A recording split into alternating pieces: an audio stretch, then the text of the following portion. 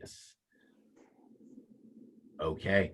Guess what, guys? I think we're live. I think we're recording. So with that, let me just say a few preliminaries, and then we're going to kick it off with our panelists. So let me advance my slides here. Okay, full side advance. Give me a thumbs up. Yes. Okay. I appreciate that, Jeb. Okay. So overview, I always allow time for requisite technical difficulties, but guess what? Today we had none. So we can dispense with that agenda item. So this is my welcome. Part of my welcome is just to share this agenda. I'm going to have the panelists introduce themselves in just a little bit. I've got something that I think will be fun and kind of just, you know, bam, bam, bam, that I call quick takes, where we look at certain things in baseball cards today. Trends, if you like, or just things that are kind of part of the mix, and the panelists just weigh in real quick. Love it, hate it, don't know what it is. I think it's the future, or oh, that won't even be around tomorrow. I'll have opportunities for the panelists to elaborate even more about what the future of baseball cards is. For those of you that listen and say, oh no, but what about me and what I collect, right? We'll cover that a little bit with some of my questions, and then we'll have time for questions from the audience. I'm seeing little doodles on my slides. I don't know if y'all are seeing that, so maybe that's my technical difficulties.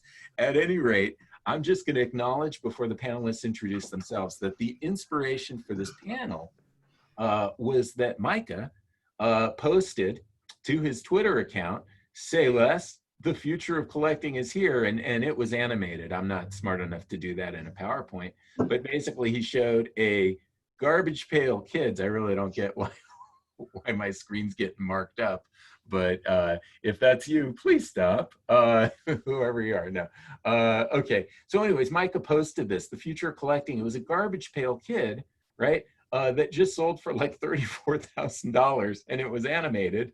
And I had no idea what it was, but I thought, man, I would love to have this man educate us at SABR and SABR baseball cards and share some ideas along with some other guys I know that think about the future as well. So yeah, hopefully my slides won't be all graffitied. Oh, this is annoying to me. Sorry guys, I wish I was smart enough to know how to undo whatever that mess is.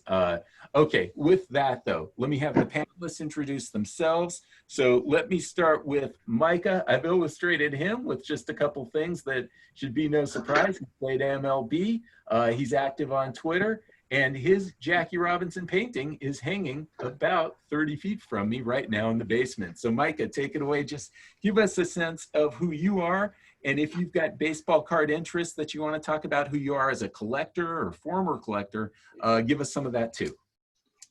Yeah, I appreciate it. I'm honestly not here to say anything. I'm here to just listen and kind of.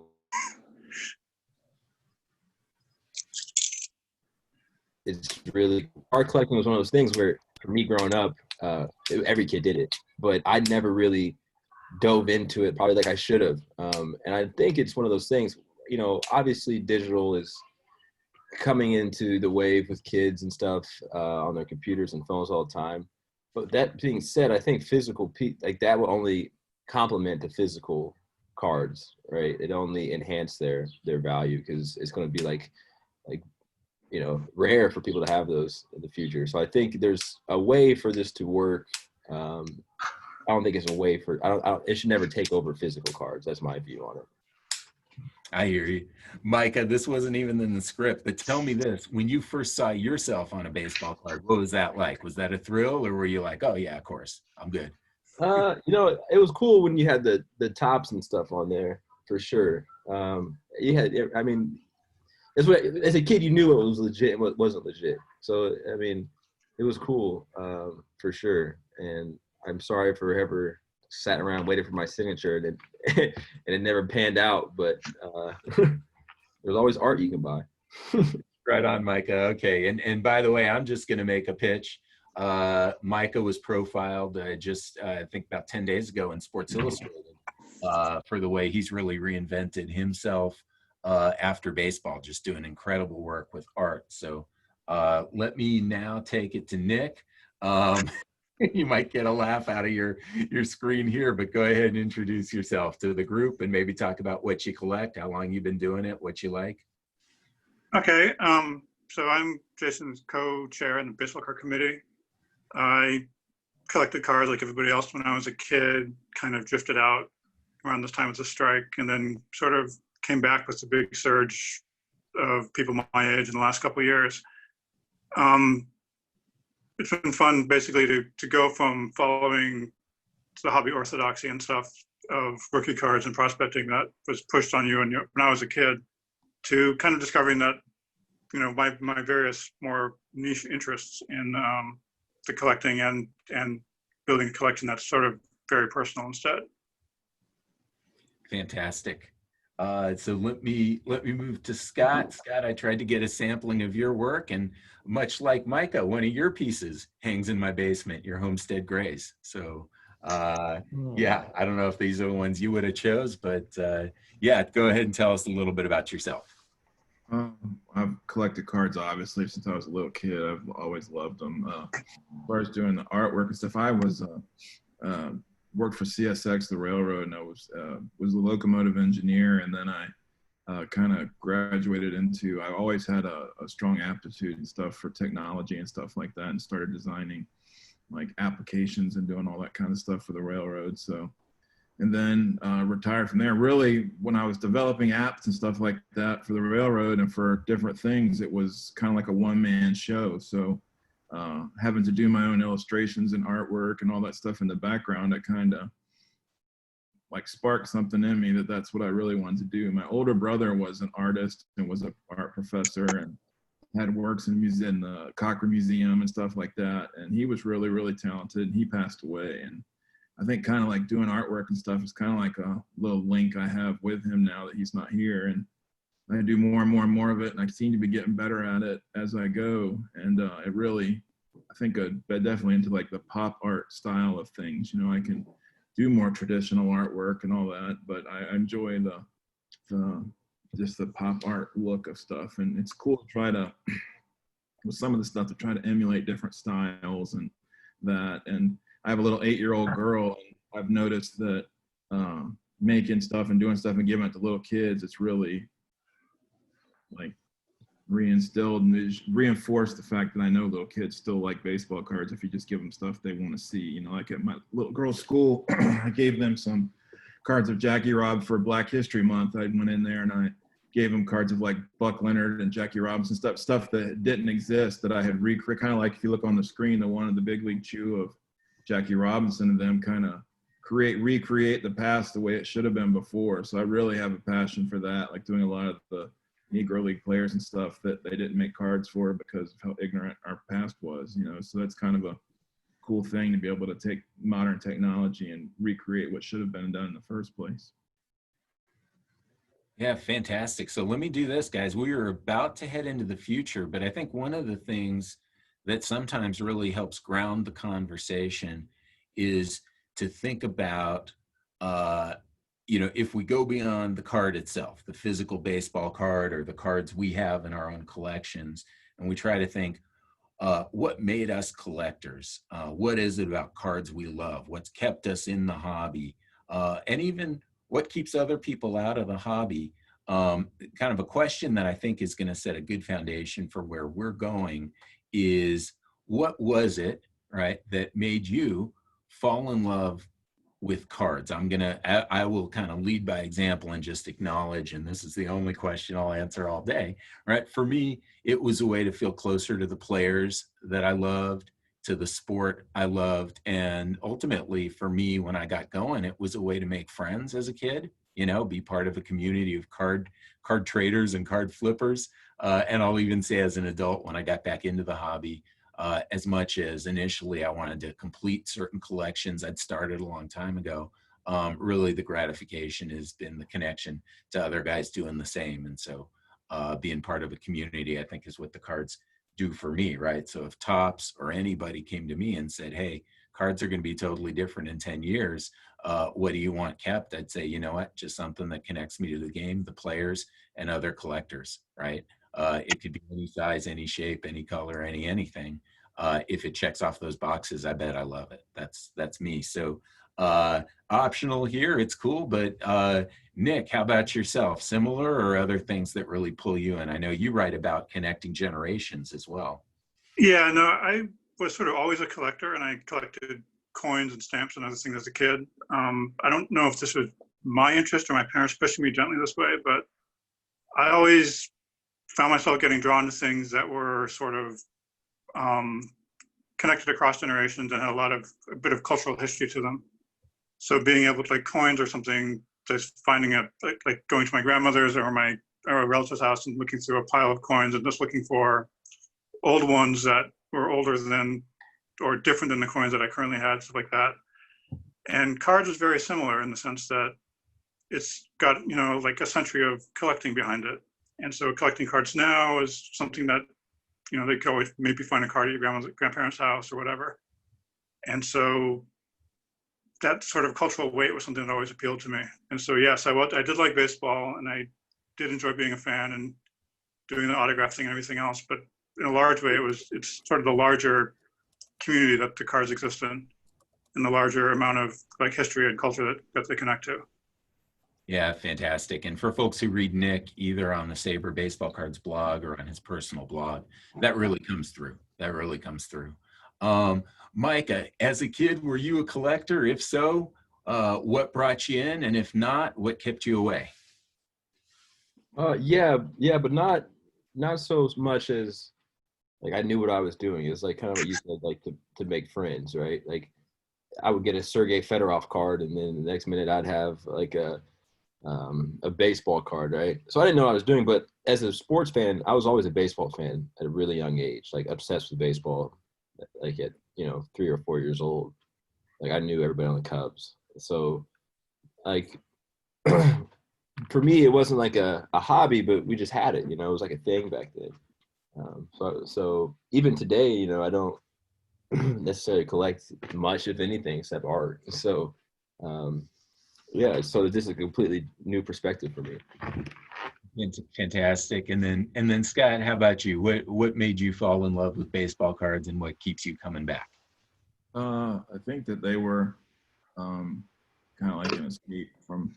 I love baseball. I just absolutely love baseball. But I think they were kind of like an escape from stuff. You and I have talked before that when I didn't grow up in like a real nice place. So when I was a kid, cards and reading about cards kind of like, it was like an escape. It was like just something I just totally almost became immersed in, because I loved playing baseball outside, and I loved reading about it, and I loved looking at the cards of it and the history of it, and just everything about it I thought was just really cool. And so as I get older, I guess it's just cool. I still love the history. I still love everything about the game, and I think the thing about cards is it's really cool to me is that it's like, it's everybody. I'm not one of those people that say like this player sucks or that player did that. I think every player is great, so it's not, to me, being able to look at like a set of whatever 1981 tops and it's in pages, I think every player is awesome when you look at them. So for me, that's the part about cards that I think is cool. It's kind of, maybe it makes me different than a collector now who has to have the 1-and-1 scratch and sniff thing of Mike Trout. To me, every player that walks on that field is awesome to me. So I like that. And that's what I like about cards, is that there's still the opportunity to see every player, I don't know if I've seen the scratch and sniff yet, but that Hodges is listening. That could be things I see. I'm saying, holy cow. Yeah, what you say about escape resonates with me. I remember my dad telling me when he was a kid, he didn't really love being a kid. He was into outer space and dinosaurs, and I asked him how come, and he said it was as far away from his real life as possible, which was kind of a sad but poignant thing to say, right? And then I thought about myself, pretty obsessive about baseball cards. And if you ever saw me in Little League, you'd know that baseball cards were about as far away from my real life as possible as well. So, yeah, I was. I think that's what the Negro Leagues guys. I think that's why they have such an. You and I talked about that before. I had a friend whose father was. He would make us read and stuff in the mornings on weekends before he'd take us to play and stuff like that. And he just knew every Negro Leagues player ever. So I think I really identified with the story of a lot of those guys. Is why today I love them. So all those guys in that history so much, because I grew up in a not a good place, and these guys were in a not a good place, and they still managed to thrive. So I think that's why I really feel like a need to do artwork and stuff like that. That's awesome. Yeah. Those of you who were at the Bob Kendrick presentation, Triumph Over Adversity, that was the theme. Okay, so I've got quick takes. I mentioned technical difficulties. Oh no, you may have to turn your computer upside down for this section. I'm just kidding. This was just my way of waking guys up that had nodded off. So for the quick takes, panelists, here's what I'm gonna do. I'm gonna put a card on the screen, tell you what the topic is, and then let me know if you love it, you hate it, you don't even know what it is, you think it's here to stay, or you think it's, 3 years from now, we won't even remember these things existed, okay? So here we go. My first one, I'll try not to, I can't do poker face. I love this card, but anyways, Topps Project 2020 artist, F. did this incredible Kansas City Monarchs, Brooklyn Dodgers, Jackie Robinson just a couple weeks back. You can tell I like it. But anyways, what I'm going for here is art cards. If you look at the story of the year out of Topps in 2020, it could well be these artists that are designing cards, right? Art cards. Nick, what do you think? Love it, hate it, here to stay? Flavor of the month. I love a lot of stuff about them. I like a lot of stuff Topps does. I'm not quite as enamored of how it's being distributed in a sense, but the concept of giving artists sort of free reign to do stuff that would normally never make it onto a baseball card is actually really cool. And yeah, I'd like to see them be a little bit more creative, or sort of thinking about more than just like stars and rookies like everything else for the cards. But yeah, as a general concept, I would like to see cards pushing on a bit more into this area. Nice. Okay. And then Micah and Scott, you guys are both artists, right? Micah, how about you? Are you familiar with 2020 and cards like this? What do you think? Yeah, I like it. But I had a question. Something that Nick said. He didn't like the distribution of it. So I was curious, like on the distribution part. Like, would you want it to be like a more inclusive group of players, like a whole current list of players? I'm just curious. I've been mostly sort of, let's see, I have not been particularly enthusiastic about the online limited distribution method Topps does. I understand why they do it, and it's very good for them. I don't particularly like the limited window sort of jump on the new hot thing kind of encouraging way of doing it. It's one of the ones, it's not just the 2020, it's the way they do the Topps Living and everything else. It's something that sort of leaves me a bit cold in terms of when I see the cards, and I would prefer a method that's maybe a little bit longer window to buy the cards, and that's not as optimized around the limited edition aspect of it. But that's mainly where I am. And I know that from an artist point of view, where things are more likely to be a very small run of cards, that's a different mindset. But I've always kind of liked the idea of cards being something that anybody can get, basically, instead of, trying to find this one-on-one gold border thing. I hear you. Yeah, Mike, what else? What else? You like these? Yeah, I do like them. I think collaboration with artists is a thing. It's like a buzzword I keep hearing in a lot of industries. So it's cool that Topps did this, and it gives a lot of artists exposure, which is really good benefit, right? Like I think everybody's talking about this, and that's interesting that the distribution aspect of it, the limited edition run. There's certain benefits. Obviously, it really benefits Topps, but I think you see like the secondary market's doing really well. I think with like some of these cards, the art aspect of it's cool. I like it. I like it a lot. On the strictly artist side, it's good exposure for these guys. A lot of people know their names now that didn't know their names before. Yeah, it's funny with a lot of these guys, right? In the collecting community, almost all these guys were new names to a lot of us. But then when I went to look up some of these guys, I realized just how huge they are in other things, like Tyson Beck. I realized, oh my God, all the iconic NBA artwork that I've seen in like the last 10 years practically is from this guy, and I just never knew it, right? I didn't know his name. Micah, if Topps came to you for 2021, in or out, would you do it?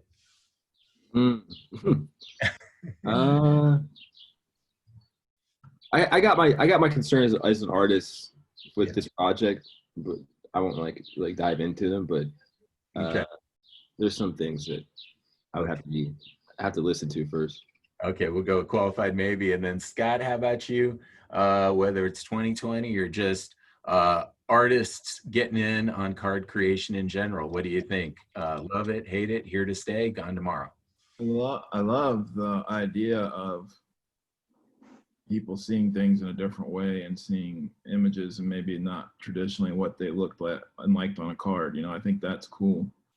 The only issue I kind of have with it is that when you it like kind of is like creating if you got a whole bunch of people who never were into art before, and you get their attention and you show them art, but then you take and make it's 8 guys and they're going to do 50 images of each or whatever, 20 images of the same thing over, and that's really not what art is. Art is supposed to be like the ultimate like democratic creative thing. If I can make something that's super cool, then maybe that's what you want. It's kind of I wonder sometimes about the force feeding of art. I love the concept of creating art that people see, but not necessarily teaching people that art is a bulk commodity kind of thing. It's really not. It's supposed to be like an expressive, at least in my opinion, an expressive kind of thing. You know? Yeah, I'm with that, man. Like totally. Like I think if you did if there was like a pack, right, available pack, and you had like this one of one artwork in there or something, right, or something like that.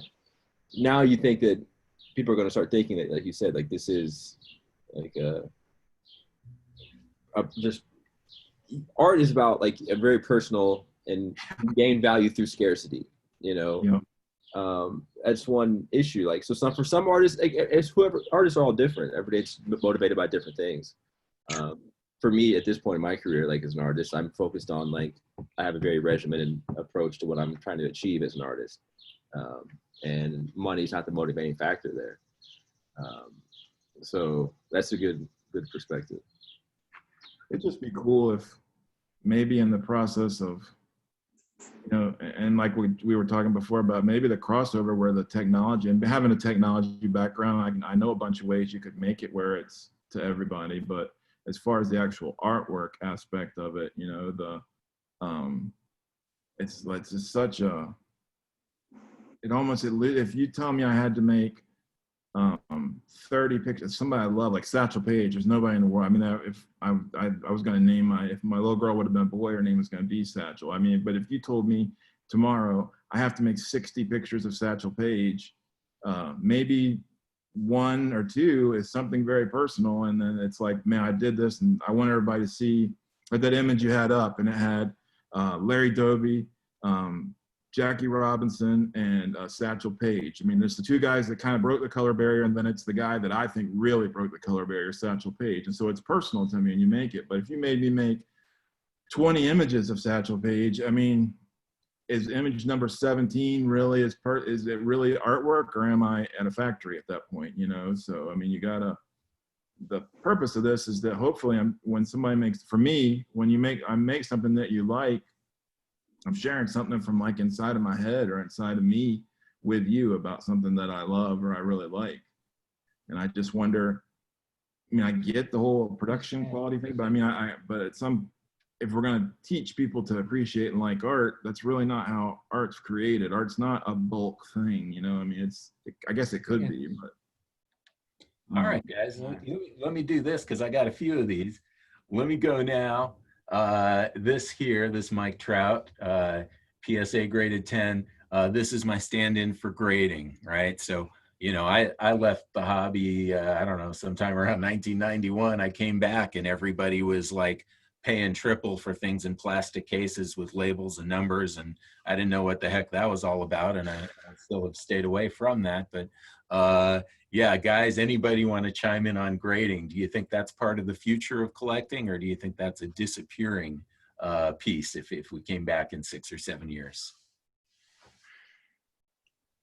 I mean, I get that that's where it's going, but like I was telling you and I were talking last night, yeah, to me, it's supposed to be like when I was a kid or when I was little, if I opened like the greatest thing I get maybe was like, say I wanted an 89 Upper Deck Ken Griffey, that was the greatest card, let's say, in the hobby. And so everybody could get an 89 Upper Deck Griffey and we'd all be equal, you know, like my 89 Upper Deck Griffey, if it was nice and yours was nice, we both had it and it was there. But it seems almost like there's now this, and it's societal. It's what's happening in our society as well. It's no longer good enough that you have an 89 Upper Deck and I have an 89 Upper Deck. I've got to have a Jim Mint 10 89 Upper Deck because I've got to be up here and mine's the best and you're not, kind of thing, you know. And I thought that kind of to me, the thing that was appealing at their peak of cards was that, and if you go back, I was selling cards to pay for school and stuff. So I was selling the stuff when it was at its real peak in the early mid 90s there. And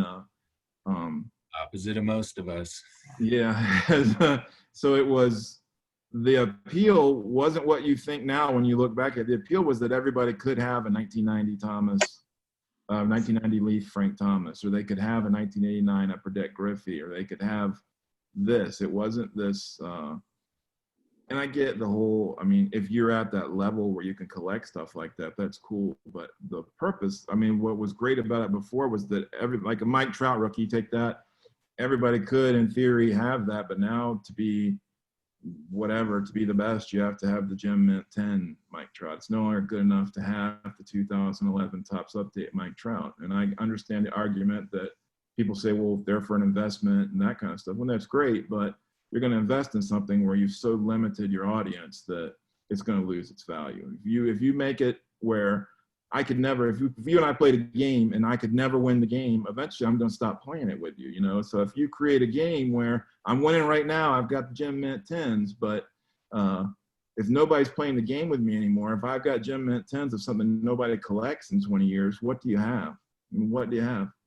Yeah, I hear you. All right. How about Nick, Micah? Any thoughts on grading or move to my I like it for authenticity reasons. Yeah. For the old stuff, there are like, I don't know enough about them to know if something's real or not. So having something that can vouch for it is good. Everything else I think is kind of crap. Basically, it's don't like the idea of someone else telling me what the card looks good at, and the things that grading companies value are often not what I value in terms of how a card presents. Yeah, for the most part, it's pretty much a market that's based on the company, and I'm sort of surprised it's lasted as well as it has, since a lot of the companies have been caught with trimming alteration scandals, and nobody seems to have lost confidence in things yet. But we'll see how it goes. No, fair enough. Fair enough. Let me flip to this one here. So it's Ichiro on the Marlins. Who does anybody remember that? No, but what I've got here, if you look in the upper right corner of this Ichiro, it's stamped 1 of 1, right? And so the heading here is manufactured scarcity. You know, for the old school collectors, you think of, let's just pretend the Honus Wagner card, right? And part of, well, I say part of it, a huge part of its value is there just aren't that many of them. And I guess, to be honest, there weren't that many to start out, but there's a lot less now. Yeah, but let's take this where Topps, for instance, in this case, is intentionally making only one. That seems pretty big these days, right? Guys are chasing these, guys are buying whole boxes in pursuit of things like this. Do you think that's here to stay? Do you like it, dislike it? I've got a bunch more, so I'll say, you know, let's go quick through it. But anybody got a thought on this to share? 1 of 1 or manufactured scarcity? Not even a, you know, even 99. Say it again. I didn't say anything. No. Anybody with the take? It's just the same thing. It's the same, I'm better than you kind of thing. I mean, I guess maybe I'm a weird person, or like a love everybody kumbaya kind of guy, but I just don't see the whole I have to be better than you and have the 1 of 1 and yours doesn't count kind of thing. Yours isn't good. I don't get it. Yeah, I can get it if it's something that we're talking actually where it's an art piece that's been handmade or something like that, you know. But yeah, in terms of a like this is a print run where they're releasing one card. It's not like they only made one card. They're just releasing one card out for the scarcity part. And that's, you know, if you fall for it, you fall for it. And if you don't, then like I'm a Scott, it's not for me. And I don't see what the point is. Well, think how many autographs of Ichiro there are on a card. Think how many cards there are of Ichiro on the Marlins. Think how many cards there are in general of Ichiro. And as amazing as he is, one, it's nothing really. If there's 80 different issues where there's a one-of-one Ichiro in every set, there's really not. I mean, if there's a paint by Micah Johnson that he actually really painted on a small card and signed his name, that's one of one because it's actually something he created. And yeah, and this particular example is a buyback that's been signed and stamped and issued a second time, which is even more kind of crazy. What do you mean is buyback? So this wasn't like print. This isn't like a singular card. This is like a print run, and they just stamp a one-on-one on it or something. It's actually a buyback of a card that was released like a decade earlier, and they had him sign it and stamped it one-on-one and put it in a plastic case. So it's totally manufactured. Yeah, Mike. So Micah, like this card existed, and it was in packs years ago. Yeah. Oh, really? Yeah. So what Topps does is they get the card, they get Ichiro to sign it, they put that gold foil stamp up there that says Archives 2019, and they say that they're only going to do that to one of those cards, so they make it one of one. But Ichiro might have had 30 cards, so they could get 30 one-of-one autographs and put it in the same product. And then next year you could have 2021 Archives, and they could be 20 more Ichiro one-of-ones. I mean, in theory, you could make Including the same. Ichiro one-of-ones. Yeah, it's kind of funny. I had an experience. I don't open a lot of new stuff, but I opened a pack. I don't know if it was 2020 or 2019, right? But I got a Roy Halladay, you know, Hall of Fame pitcher, and it was out of I think 84 total. Like it was, you know, numbered 31 out of 84. And it's not really what I collect, but I thought, you know, maybe I'll try to sell this and buy something I really like. I thought it would be like worth $100 because they only made 84. And he's like, you know, he's an awesome pitcher and he's in the Hall of Fame. And I checked on eBay and they were going for like $4. And that kind of made me think, you know what, there's so many different one of ones or one of 99s or one of 600. There's so many of these, you know, theoretically rare cards. But if you have a zillion super rare cards that all kind of feel the same to collectors, are they really one of ones, or do you just have a zillion cards, right? So I don't know. It's a funny one, but it definitely a lot's happening with it. Let me flip. I'm sorry, go ahead. And there's no bond with it, you know, like on the one-of-ones that, I mean, if say it was Blake Jameson's art and he signed it, at least there's the bond of that guy created that piece of artwork and now he's signed that card for him. I mean, that's at least there's a bond there with it. There's really, it's pretty generic that they hand Ichiro a stack of cards and he signs them all and they make them one-of-one, you know? Yeah, I hear you. Well, this one will look familiar to one of you. This is one of Scott Hodges, but I'm talking about now custom cards. I see so much now, and maybe it's just the guys I follow because I tend to like the stuff, but I see so many guys making their own cards, whether they ever print them, give them away, do anything with them, or just create them digital only, you know, just to kind of show and share. I know there are some guys that are, you know, also printing, producing, selling, etc.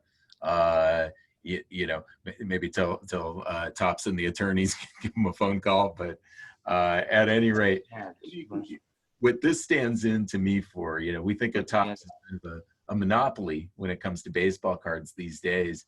Do you see in the future that it's pretty much just the big companies cranking all out, or do you see that just individual guys who like doing this kind of thing might kind of make a dent in the hobby, and there might be guys out there collecting Scott Hodges cards, you know, just as much as there are guys out there collecting Topps or Donruss or Panini or, you know, whatever else we know about Gaudy in the old days. What do you guys think? Quick take, anybody? I don't think you're competing with Topps with this though. Like this is art, right? So like it's a whole different. You're collecting something different, I think. You know what I mean?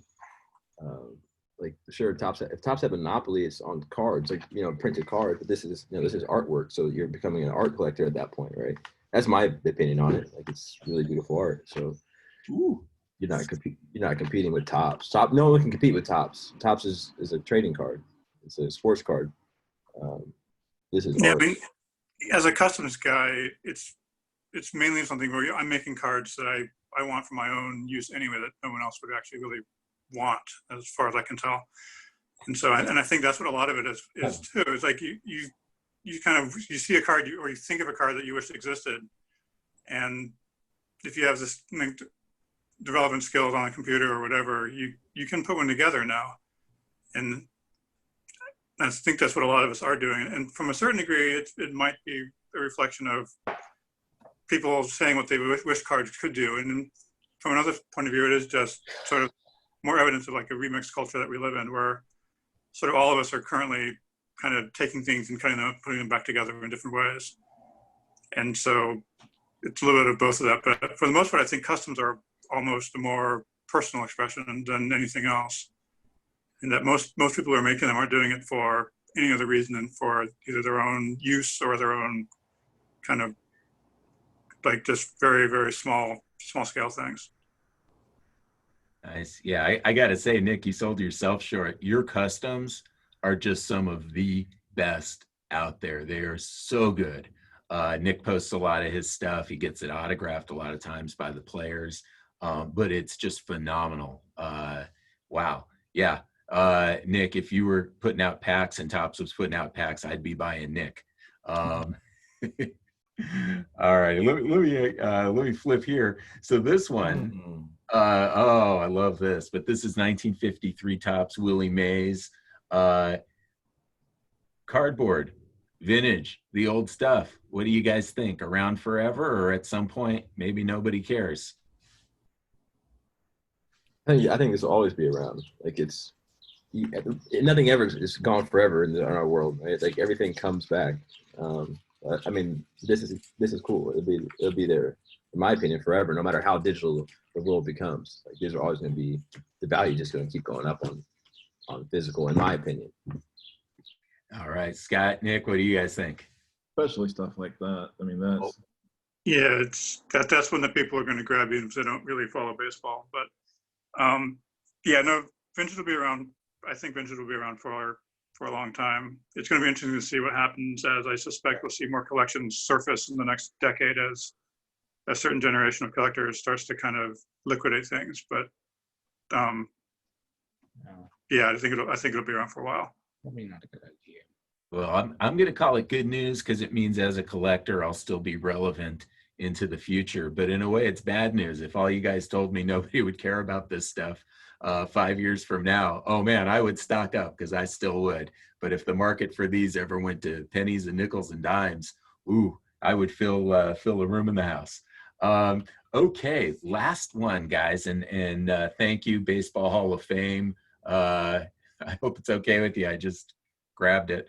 But anyways, yeah. What about kids, man? What I see, and part of it is, you know, in terms of social media, usually you got to be 13 or 18 or something to have an account or whatever. But if I just sort of look at the market today for cards through the lens I have, it seems like it's mainly adults, right? You know, a lot of them are younger than me, but and some are older. But I mean, you know, when I was a kid, every kid in my class, every kid on my little league team had stacks of cards, right? That's what we were about. It almost is what defined us, was our collections, right? I stopped coaching little league a couple years ago, but I'd ask the kids, you know, do you collect cards?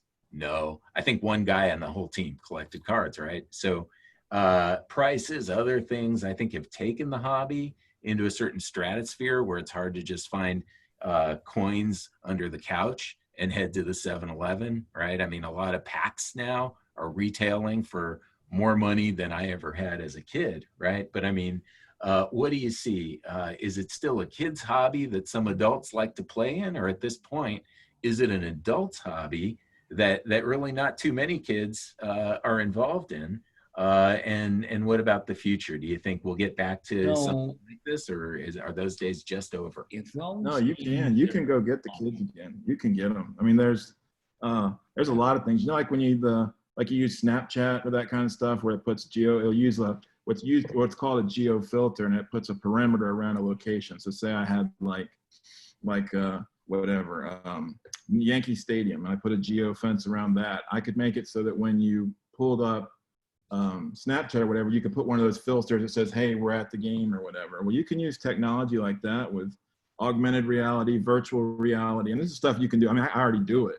You could augmented reality, virtual reality, having people interact with it, video, QR codes, all those things. You could incorporate that with the cards so that somebody, if you could just get the kid to buy the card again, to make that card interact with their digital devices, with their phones, with everything else, where they could take a picture of the card with their phone and become like one with it. Like it would have a video of Mike Trout hitting. It would have, I could take a picture with Mike Trout now because I have this card. It allows me to have a frame around my thing. It could, I mean, it just, I think that's where you have to go get them. The traditional way of just hoping their kids are going to go buy packs and that stuff, that's gone. We've messed that up by the way we've done the pricing and with everything else. So now we've got to create the cool factor. You've got to create the ability to get it, the ability to interact with it. And then what we were talking about at the very beginning, where your ability to make kids to be, make it a community thing instead of an individual thing, because that's where the value comes from. You know, and that's what people are trying to get when they say, I've got this one-to-one and all that. They're trying to be like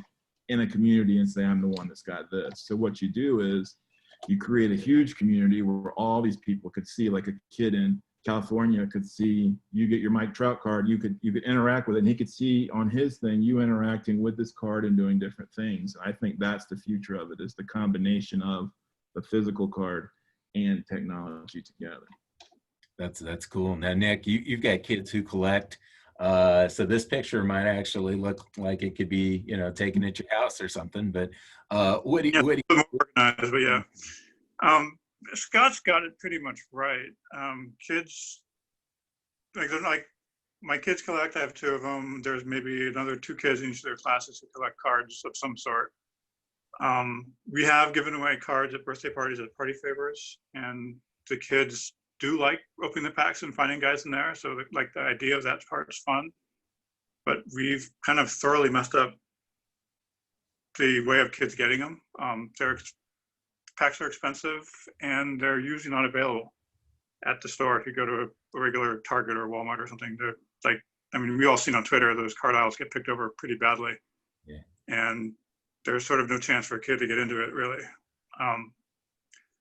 But yeah, the idea of augmented reality and everything else, and that's probably something we're going to get to later, there's a load of potential for doing stuff with current cards, with past cards, with digital cards, whatever, that would be, you know, a lot of fun for all of us. The social aspect. And yeah, I can see that being something. But I mean, the only problem with that, as you said, it's most of us as parents don't want our kids to get on apps all the time. And this is something that would get them on there more. But yeah, as they get a little bit older, it's definitely something they'll have to be able to have the interaction and the interplay between both physical and digital worlds going forward, and hopefully at a price that the kids can actually afford. What about that, Nick? What about that interaction was educational at the same time? What if your app was? I mean, if you tied it into like, you know, stats and math and everything else, like all of us who did learn stats. Period. Or imagine if you had a Mickey Mantle or whatever, somebody or whoever from the 60s, and imagine if when that kid or the person scans in that Mickey Mantle, that they also, it teaches history. It shows what was going on in the country in that time period and different things. You can do that, turn it over and see where he played and see where in the country those towns are and everything else. And on your phone, you could see what was happening in the 30s and why this didn't exist, or what was happening in the 50s and 60s and all those different things, or what's happening now, you know what I mean? Like with the there's a lot of potential in that side. And yeah, especially now with all the kids on Zoom for school, there's things there too. And then, yeah, and that was actually part of how my kids got into cards, was they started asking about stats and, you know, what minor league teams went to which major league teams and all kinds of stuff. And it was like, well, let's start looking at card backs and actually, you know, ask the question, find the answers and everything. You were like, here, kids, here, start with this, read everything, and then we'll talk, okay? Quiz at 5. Man, now Micah, as you think about the future of baseball cards, do you see it as something mostly for kids that a few adults who don't grow up like me still play with, or do you see it as more of like an adult market? Right now, yeah, the future is everybody, because like Scott hit it on the head with everything. So like that's something we're currently working on, is like everything that encompasses that, right? A lot of people have been focusing on, let's take everything digital, but then leave the physical behind, and nothing has ever worked like that. You can't just leave the physical behind. So like that's like something we're striving to achieve right now, is incorporating everything into one, right? So physical, digital, and make it accessible for everybody. So there's no like there's no variance, and you have to go to, you have to pay X amount for this card or all this. Like, make it accessible for everybody. I mean, digital is the future of everything. It's already here. So like you have to adapt at some point. Like it's just, nobody's listening to CDs and Walkmans anymore. It's just everybody has to adapt, and it will. And like I said before, it's mutually beneficial to physical collectors, because the cards you have already are just going to increase in value, because they're going to be so rare. It's like a vinyl record, right? Like digital is going to be the way. There's a lot of really cool projects happening right now. The NBA is leading that right now. People of any sport, the NBA is the most innovative. And there's a lot of cool stuff they're doing. MLB, but NBA is the leader in this right now. And they have this program called NBA Top Shot, and I'm in the beta tester for it right now. And it is unbelievable. Like, it is a lot of fun, and stuff like this is going to revolutionize the way kids collect and interact with the game.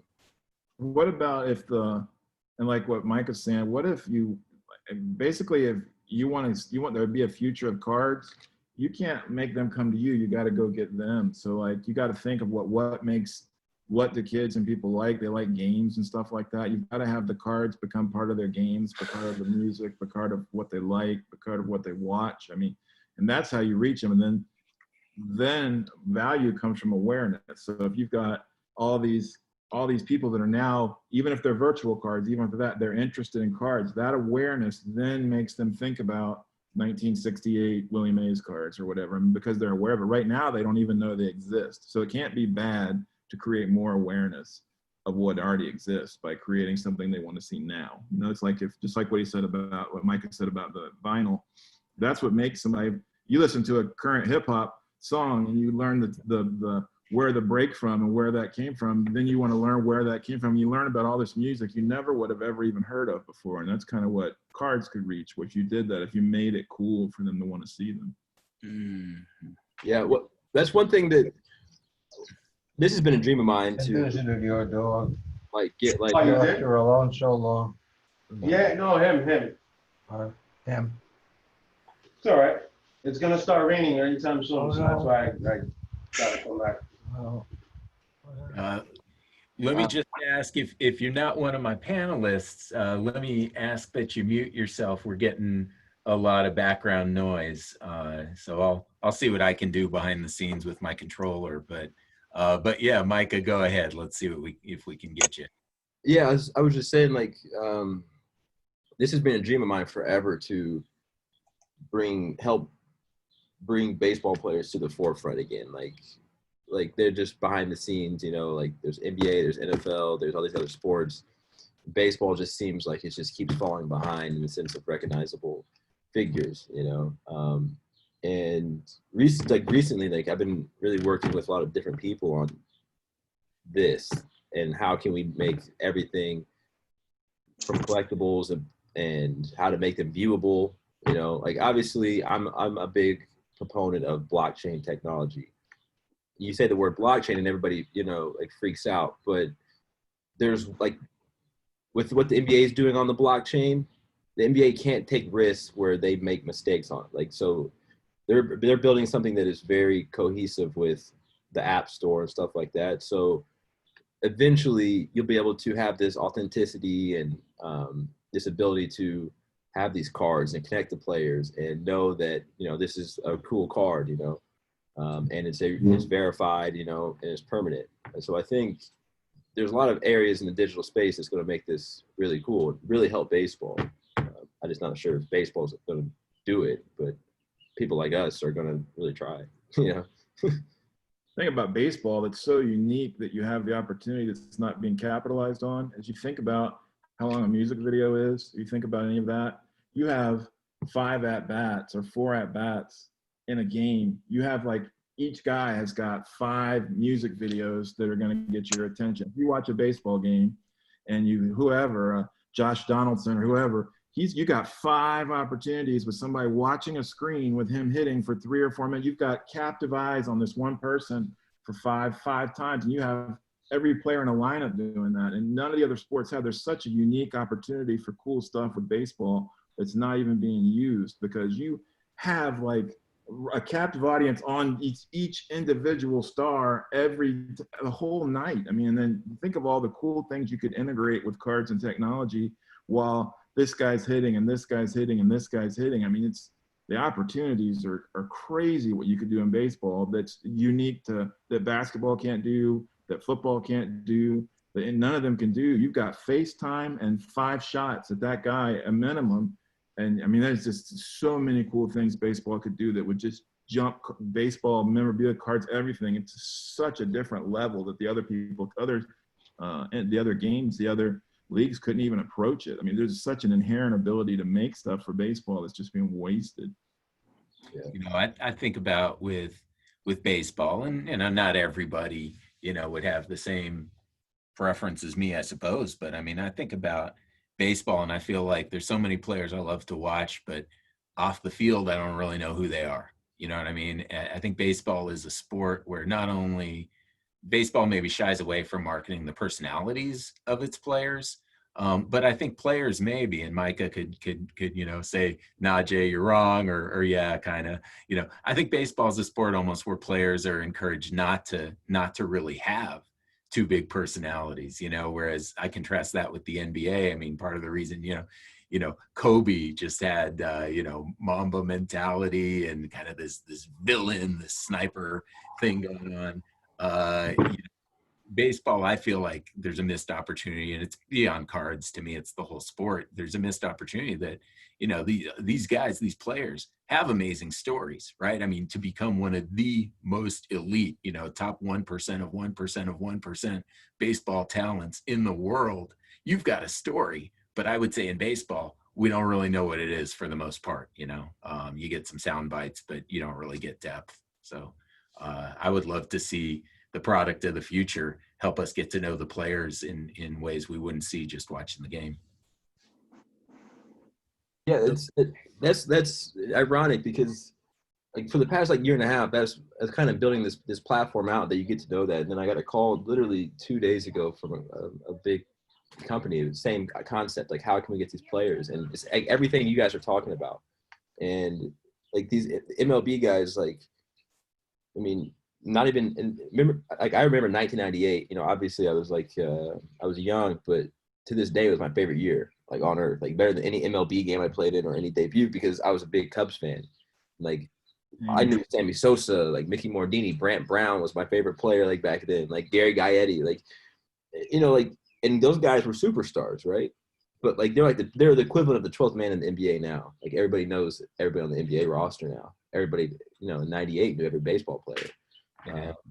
So it's just getting.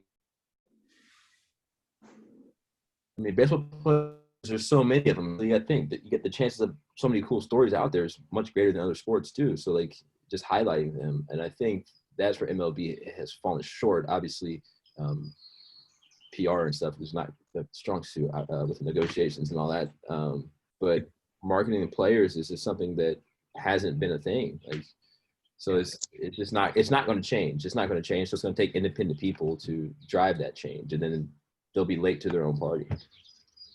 Downtime is an advantage in baseball. I mean, that's what it keeps getting seen as this negative that, there's this lull between action and all that. I mean, you've got a captive audience and a chance to use their attention. I mean, baseball has such a unique opportunity to market these guys, But great point. Like you talk about augmented reality, right? You talk about cards. You can literally, in between games, in between the bats, augmented reality pops up, or VR pops up in the field, and you have a chance to wager your card or wager this, and like you have that 5 minute whatever it is in between the bats to be interactive, right? Like here, I'm going to play this random guy for this card here. Like this might be Cody Bellinger facing Max Scherzer.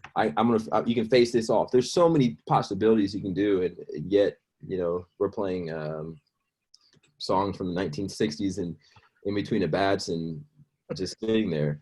And it's just, that's not going to bring fans nowadays. Like it doesn't work. And it's not working. People talk about you fall asleep during a baseball game. Like if it's on, you need to make it where it's not, where you're not falling asleep. You don't fall asleep during a movie. You don't fall asleep during that. You need to make it where people don't fall asleep. You know, you need to make it where it's cool. You know, I mean, that's what is being missed. Yeah. So let me bring it back, and Micah, this question's going to be for you. I want to bring it back to what really launched this panel. You had posted the garbage pail kid that sold for $36K or something, and you talked about that as the future of the hobby.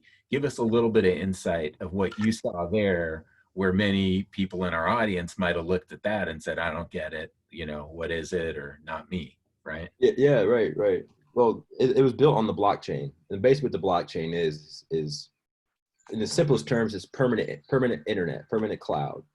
When you upload something to the blockchain, it can't be edited and it can't be erased. So it's permanent. So right then and there you have provenance. Like, you know, this is authentic. And also it has everything you upload has a specific ID to it. So like, and it's public. So everybody can know what that person's collection is, or everybody knows this is a real thing. So what Garbage Pail Kids and Topps did was they released this series on the blockchain with different variants and rarity.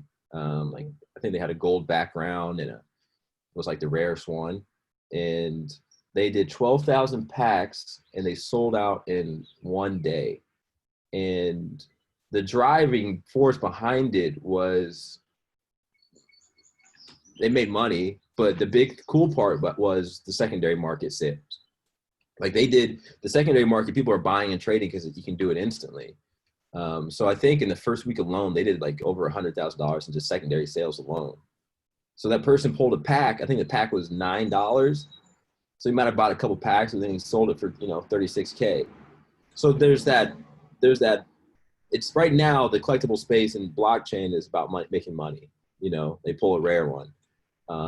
But with NBA Top Shot, like it's really cool because what they do is you can collect moments. So like they have different packs and it opens up a pack, really interactive. Like you just open up a pack of cards and they do moments from the past NBA season on blockchain. So like I pulled like a cosmic D'Angelo Russell, but somebody got like a cosmic like LeBron James dunk last year over somebody. And that was like the rarest card, but like it was cool, right? Because it's a video of LeBron James dunking on somebody and it's had this gold background. Only issue with blockchain right now is there's no way to display your collection, which I'm working on a partnership now where that's going to be possible, where people can have their screen and they can have it on their wall, or they can carry it around and flip through their and showcase and show everybody, which I think is the main reason why it hasn't been like widely adopted, because there's no way to display the Garbage Pail Kids right now, except on your phone or on your computer.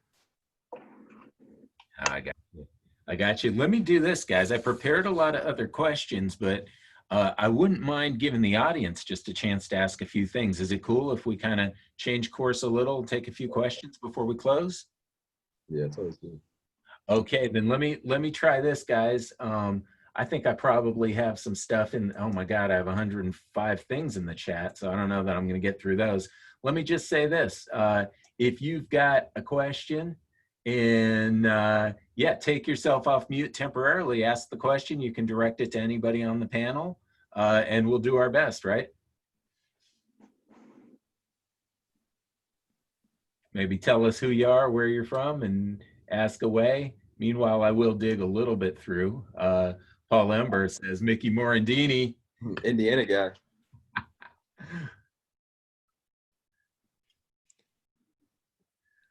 All right, this could be Hello? one. Oh, yeah. Can you hear me? Just want to say great show.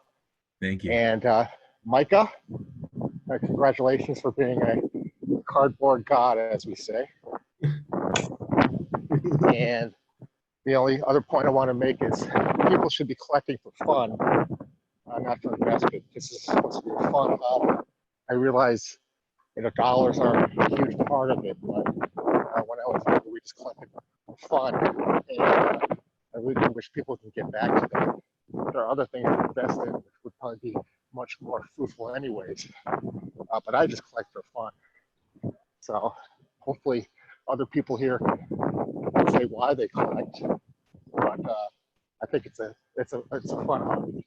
Thank you. Right on, Josh. Thank you, man. Cardboard God, Micah. That's boy, I've heard of the mic drop. That might be the Micah drop moment. All right. Anybody else online want to ask your question? Just tell us who you are and go for it. I'd like to jump in, everybody. My name is Steve Kravisky, and I'm a chapter president of the SABR Smokey Joe Wood chapter, and my sidekick Carl Cicito is on this as well. And I appreciate this discussion because maybe like a lot of you, I grew up with Mickey Mantle and Willie Mays, Hank Aaron, and I'm the one who mentioned in the chat that I'd like to get my hands on those 59 Topps cards because, I think in terms of the way this started, the link to our childhood, my dad in particular, and, the nostalgia that related to the Terry Cashman song, Willie, Mickey, and the Duke. Oh, yeah.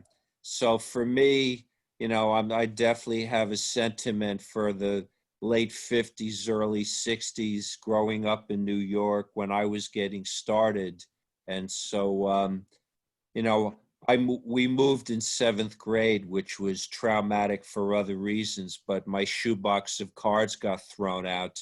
And I'm not the only one who experienced that. I've heard those stories before. So, I understand some people might like the newer stuff, but I'm partial to like the 58, 59 Topps cards. And, when I'll see them in different places and think to myself, I had all those cards.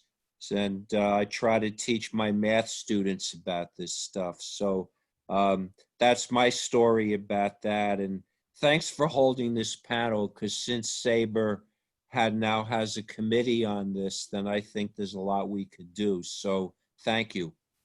You're welcome, Steve. I was scrolling through some stuff. I'll just call out Joshua Bernstein, who says, Scott, as the youngest of 5 brothers, I really appreciate what you said about your older brother. So I know that means a lot to you. On the same topic of Scott, James Michaelowicz says, Scott, your work is unbelievable. Quite a gift you have. Somebody said, Jason, you are a hell of an MC, man. You're the best. No, nobody said that. Oh my God. But Mark actually asked me for something that I'm about to do, which is, Jason, can you share the Twitter handles of all of these guys on the panel? And I apologize for the graffiti on this. I have a feeling it was me because I still had some other program open. I wonder if I'm the guy who vandalized my own slides, but check it out. We've got Micah_Johnson3. We've got I am Scott Hodges. If you see a guy called I'm not Scott Hodges, you don't want him. He's the wrong guy. You want I am Scott Hodges. You've got Vossbrink. And then I'm the guy with his head on the pillow. I'm not the guy wearing the Beats by Dre. Heavy J28 if you're looking for me on Twitter. And I definitely want to say, check out the new site at sabr.org. You don't know how many people put a ton of time into that to come out with an awesome website that connects you to so much SABR research in so many different ways. So I'm not the guy to tell you all about that other than just go see it for yourself. Let me see what I've got from Jeb Stewart. Short printing and one-of-one cards to create contrived scarcity has driven me away from newer. I'm a little bit with you, Jeb, in the sense of like, I wouldn't mind buying packs to complete a set, but then it seems like every set's got all these super rare things that I'm never going to get. And if you can't get the set, I don't know what I'm doing. You know what I mean? Like, I don't know. Collect for fun. That's something I see from a lot of guys. I think that's something that Nick writes about a lot, that, I think the hobby is a couple different things at once. For some guys, it's a way to make some money, and I'm not judging that. It's not a bad thing.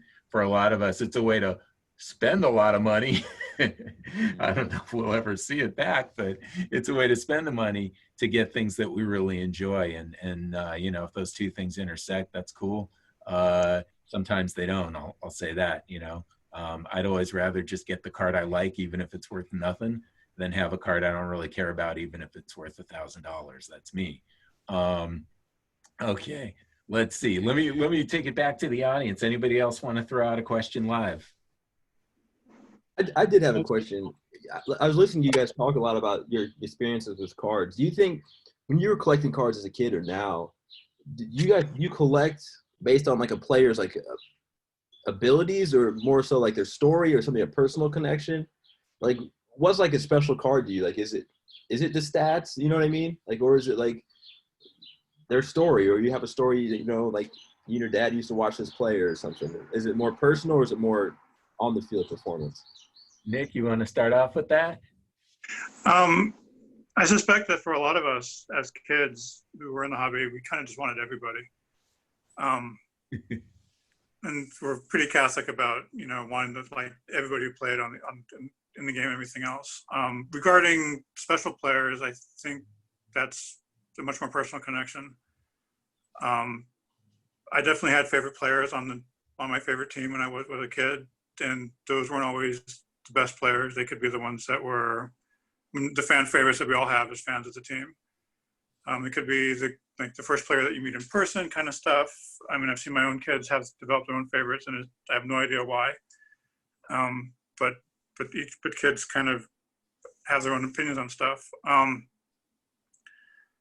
That's kind of the wonderful thing about them, and it's sort of one of the things that I like about, especially what we say about like the flagship sets that have everybody in them, is that I know for a lot of us, our favorite players weren't necessarily the players who are the big stars or the big rookies every year. And getting that card, that player that you like for whatever reason, was always fun, even if you were trying to get everybody. And that's kind of something that, as part of the, Jason and I keep a pretty loose hand on the committee in terms of a point of view, but like the one thing we do sort of emphasize is cards as we use them and relate to them, rather than cards as we like treat them as objects to sell or invest in. And I think that's partly because all of us come from the point of view where we came to the cards as part of our baseball fandom, and the ones we like were for whatever weird emotional reason we liked them as kids a lot of the times. And like we still like certain cards for a lot of reasons that we actually probably can't explain very well. Just, you know, the player you liked as a kid that maybe you don't even remember why you liked them. Yeah, that makes sense. Mike, Yeah. I'll offer, you know, for me, I grew up in 1970s Los Angeles. Before I'd even watched a baseball game, right, and even played baseball, the thing I figured out at my school, right, was if you wanted to be in the cool kids club, you had to have a baseball card of Mr. Stephen Patrick Garvey. So I became a fan of Steve Garvey without even really knowing who he was. All I knew about him was he's the guy on the baseball card that I need to go get, right? And so I was buying packs before I'd even watched any games. And once I finally got my Garvey, I was in. I had friends. But it's interesting. I mean, back then, right, there was another ball player named Jason Thompson, right? I'm a Jason. He was a Jason. He was the only Jason in MLB back then, right? So, you know, I always thought it was cool getting a Jason Thompson, right? I remember Ed Kranepool was another guy because, like, he played so long. I think he was an original New York Met, right? He played so long that, like, the stats on the back of his card were, like, almost microscopic. So that was a cool thing, right? Steve Yeager, born on my birthday. And so, you know, as a kid, it was kind of like anything that made me feel connected to the player. So Steve Garvey, obviously, that was one of the biggest superstars at the time. But these other guys, it was a little more just by chance. And if I met a guy after a game, when I finally started going to games, then, oh man, he like skyrocketed in my top 10. Yeah. Hey, everybody, time for one more? Yeah, take it. Cool. My name's Adam, and I am a brand new SABR member, so this is my first meeting of any kind. Thanks. Welcome. This is fantastic. Thanks for putting this together, and I've really, really enjoyed this. I'm really interested in the whole augmented reality thing. and how do we make the virtual card experience really cool and interesting for everybody, and do all this augmented reality stuff where you can have it as part of the game experience no matter where you're watching it and all that. Have any of you thought about who would do that? Would that be something that MLB would do, or a broadcaster, or the card companies, or some combination of them? I'm just curious who might be thinking about that or working on it. We could do it. I was before I started doing that. I mean, I worked for like I was telling you, I worked for the railroad. Like I was a locomotive engineer. I like drove the choo-choo trains. And then as I worked my way into stuff and learning more, I learned. I started teach. I went into management, started teaching people how to run choo-choo trains. And you would be surprised how that's where a lot of my ideas of augmented reality and all that came from. If you can do it. I mean, you could make somebody feel like they're in a simulator. They would be like simulators where people drive the trains, and you would teach them about it. And you can have somebody look at a control stand of a locomotive, and you would show them where the things work, or 360 virtual reality looking around the cab of a locomotive. So that stuff's not as hard as you think to make. I mean, right. It's if you know how to develop it. Yeah. I work with a bunch of developers, so they can do anything. Yeah, it's you can do some amazing stuff that's it's not nearly as difficult as you would think, I've actually been to a number of art museums that have actually had augmented reality in their exhibits. And it's basically a small app that he did for just that one gallery, where you go into the exhibit, you get an iPad, and you can aim it at basically anything on the wall. And so if you aim it at like one painting, it'll start to show you, like, say, the underpaintings or highlight things that are in the painting. And you can kind of explore how the painting was made, or it'll highlight certain aspects of it that you may not have been aware of. And there's no reason why you couldn't do it with basically anything that you aim a camera at, in a sense, either. As an app. Oh, that's great. But you could do it with, like, just like a couple dozen cards. If everybody like did one and have it just aim it and discover it in a set, or you could have some like Tops do a whole set where the whole thing's like that. Really depends, and there's no reason why one company has to be doing it or another. And it could be a way of doing digital customs or something like that too for fans. Right. Yeah. Start small. Harder for getting stuff onto the Apple Store is a little bit more difficult for things. Yeah. Right. Stuff is probably something that those Pokemon things people were collecting, that where they're going around trying to capture the Pokemon animals. I mean, you could use that same technology that if you had a Randy Johnson card, you could have a kid, if he had the card to unlock it, that he could stand on a baseball field and hold his phone or whatever up towards a pitcher's mound and see what it's like to have somebody 6'10" throwing 100 miles an hour left-handed right at you. I mean, there's so many cool things. Yeah. Hey, let me, I scrolled through the comments. I don't know if my bud Andrew Aaron is on the phone or on this call, but I just want to say, scrolling through the comments, I saw a lot of love given out to TCMA, right? As we were talking about custom cards and, kind of going against the big monopoly, a lot of love to TCMA. So Andrew, if you're on the phone, make sure your dad knows that TCMA still has a lot of fans. Okay, anybody else in the crowd? I'm Chris from Denver, Colorado, and I'm of the age where I remember Topps pushing Topps Attack and Topps Town as the future of baseball cards. So I was wondering what happened to stuff like that, and what do you believe is a fad now that the companies are pushing that will not be a part of the community in just a few years? Any of my panelists want to take that? I got to admit, I'm not familiar with those products. That might have been during my first marriage. They're basically virtual games. You could play with the cards and build collections and stuff. It's like a heads up, kind of almost like a playing off the Magic the Gathering, that game, and the Pokemon playing off of that to create something with cards. I know NBA is doing something like that, where they're these moments you can collect, but they have a game coming out as well where it's very interactive with your cards. I'm not sure, they're kind of tight-lipped on it, but I think it'll be out in the fall or winter, something like that. I was on the phone with Scott last night. We were talking, just prepping a little bit for this thing, and I think it was his idea. I don't want to steal it, right? But the idea that like kids that are playing Madden or some of these popular baseball or football video games. What if you actually had to have the guy's card to put him on your team? Like, then you would definitely. Well, that's what like a card gen game was. Oh, okay. Okay. You actually would use the cards to create your lineup, and then you'd play the game.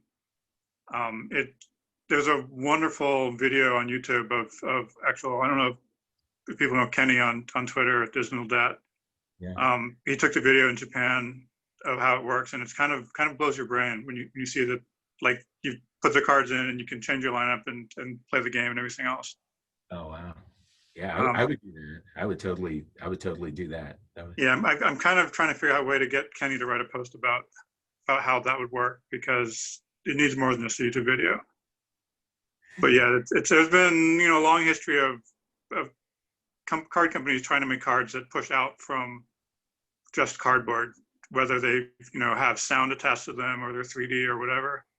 And it's interesting which ones stick and how they stick, and which ones kind of go the wayside.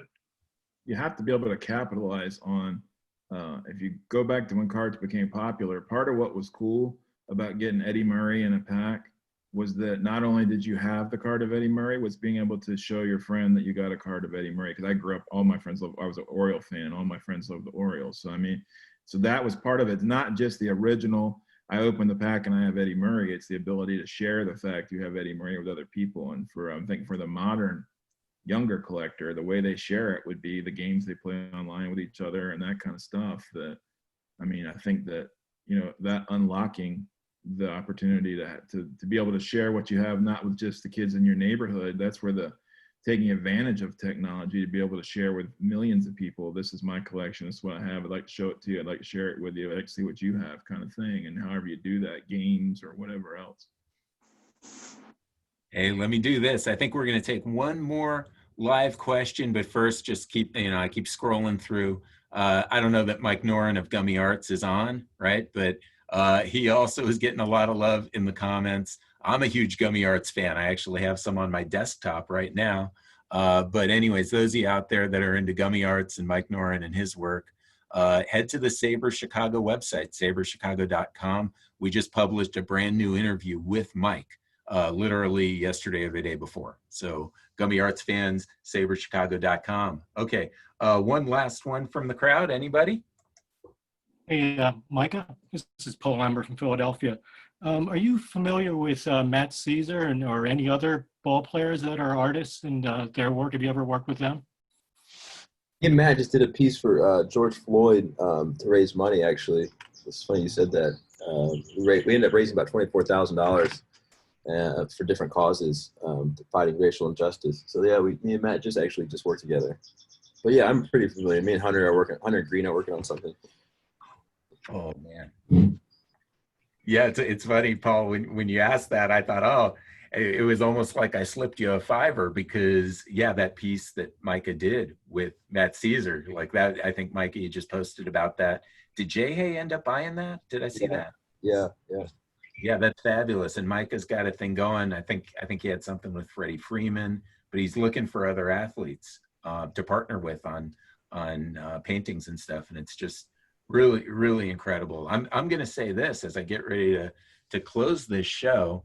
And I got to say every time I look, Micah and Scott, your kids are so adorable. So there's that off topic. Somewhere.